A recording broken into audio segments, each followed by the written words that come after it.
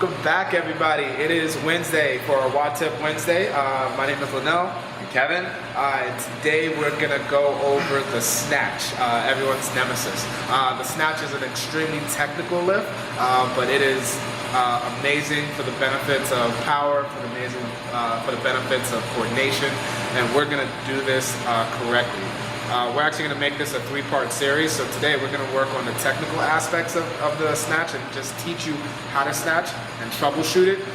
Next week we're going to go over the mobility of the Snatch, and then the last week we're going to go over accessory lifts that will help you strengthen the Snatch. So today we're working on technique. So you've never snatched before, and you want to know how to snatch, and we're going to start from the ground up. So right here we have a bar, nice light bar for Kevin. When we are, because I can't snatch well. When we are snatching, a lot of people teach this from the ground up, which actually makes this really difficult because now we're involving too many joints. So we're actually going to start from the smallest joints and work our way down to the ground. So the way it works is Kevin is going to find his grip. Kevin has done this before, so he already knows where his grip is. But if you do not know where your grip is, what you're going to do is you're going to put the bar right at your hip crease, and you're going to bend over the bar and kind of tuck it into your hip crease. All you're going to do is get your arms nice and straight, or as straight as you can get them. Exactly, just like this. And then you're just going to stand up. So that's his grip. Okay, so that's his grip. So the first thing we're going to do is we're going to work on our traps, or our shoulders. All you're going to do is you're going to do just shoulder shrug with the bar. Yeah. You're going to go 3 shoulder shrugs. Once you get those 3 shoulder shrugs, then you're going to go shoulder shrug to elbow high pull. Boom. Excellent. So the next thing we're going to go through is now we're going to actually start involving the hips. So now Kevin is going to bring the bar right to mid-thigh, and he's going to go hips, shrug, shoulders. Boom. Hips, shrug, shoulders. Boom. So once he's gotten to that position, now he's going to bring the bar down to his knees. And in this case, what you want to do is be a little bit more patient. Get the bar right up to your hips before you start to pull the bar. So he's going to go down to his knees. Boom. Exactly. Nice.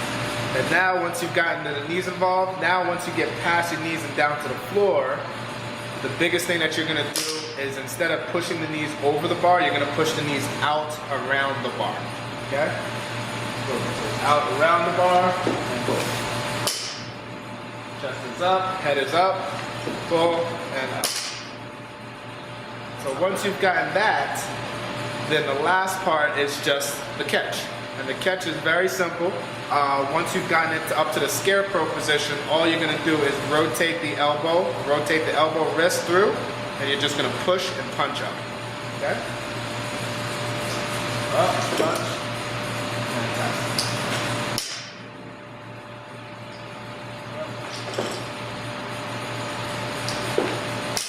And that is your snatch. Obviously, it will not be this simple. It will take some time, but if you start focusing on those little cues and start segmenting your snatch, over time you'll start to get the coordination behind it. Alright guys, so going over the snatch and issues that we commonly see. 2 big things is hips rising too fast and not staying patient over the bar during your pull. So when we're pulling from the floor, we want to make sure that our hips and shoulders rise at the same time. You don't want either one to fall out of balance. And you also want to make sure you stay patient, because slow is smooth and smooth is fast. So I want to make sure that as I'm pulling the bar off the floor, I'm not getting too super excited to get it up overhead, kind of rushing things, and maybe go too fast and you're going to throw your technique off, which is going to make you miss the lift. So first thing is when I get set up in this position here, I want to make sure that my hips are above my knees and then my shoulders are above my hips. If my shoulders are below my knees, then my shoulders come back behind the bar. The bar is not going to be able to come up off the floor. So I want to make sure we're set up in this good position here. When I'm here, I'm going to drive through the floor, almost basically pushing the floor away from me. That's going to drive my hips and shoulders up at the same time. What we don't want to see, we don't want to see this. Because then you just lost the strength and power of half your leg, your quads aren't involved in the lift anymore, and you're literally just yanking it up with your back. So I want to make sure that I'm here, nice and tight. Make sure hips above the knees, shoulders above the hips. When I'm here, I want to keep my shoulders and hips rising at the same time. And I want to make sure I'm patient. I don't want to jump when I'm just above my knees. If I go here and try and extend, the bar's going to come out in the way, too much pressure on your back. So I want to make sure that I keep my shoulders over the bar until we get almost to my hip. So my shoulders are above the bar, over the bar, and then now I start to bring my hips through.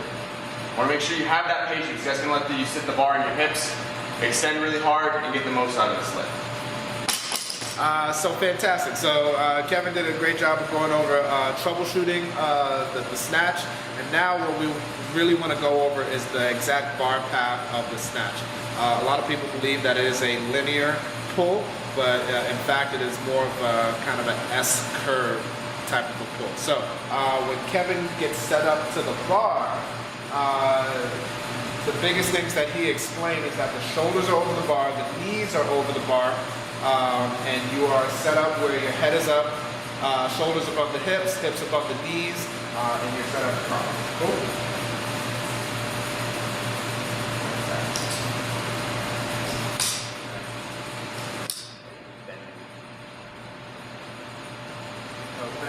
So Kevin is set up perfectly here. The biggest thing that you want to do once you get from this position is actually pull the bar back towards you and drive your knees out. So that's going to bring the bar in tight to you and right up above your knees. Okay, so the bar comes out. Cool. So he pulls the bar into him. Once he gets here, then his next step is to raise his shoulders and keep his knees exactly where they are. So raise his shoulders, keep his knees exactly where they are, and this is the part where you want to explode. Then jump straight up, pull the bar up, and the bar is going to swing out slightly and pull right behind your head.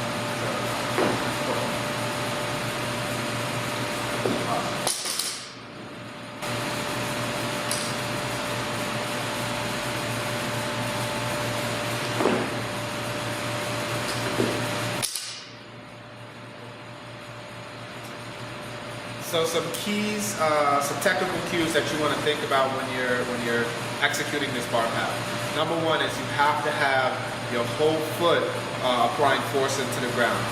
Once you start to push your weight towards your toes, the bar path is actually going to come in front of you, and you're not going to be able to catch the bar properly. Either that, or you're going to jump forward, and now you're just wasting energy.